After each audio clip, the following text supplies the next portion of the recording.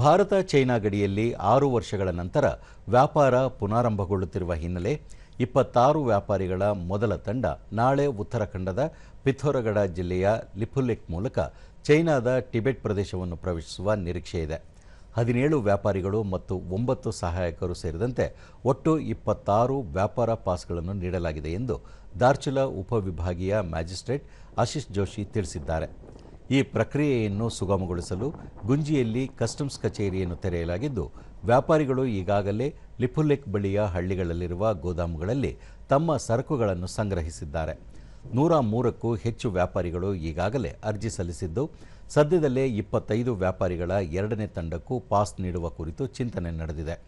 ವ್ಯಾಪಾರಿಗಳಿಗೆ ಸಹಾಯಕವಾಗುವಂತೆ ಜಿಲ್ಲಾಡಳಿತ ಕುದುರೆಗಳ ಮತ್ತು ಹೇಸರಗತ್ತೆಗಳಿಗಾಗಿ ನಬಿದಾಂಗ್ ಸ್ಥಳವನ್ನು ಗೊತ್ತುಪಡಿಸಿದೆ.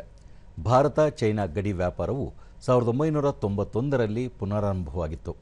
ಆದರೆ 2020ರಲ್ಲಿ ಕೋವಿಡ್ ಸಾಂಕ್ರಾಮಿಕದ ಕಾರಣ ಸ್ಥಗಿತಗೊಂಡಿತ್ತು. ಇದೀಗ ಮತ್ತೆ ವ್ಯಾಪಾರ ವಹಿವಾಟು ಆರಂಭಗೊಳ್ಳುತ್ತಿದೆ.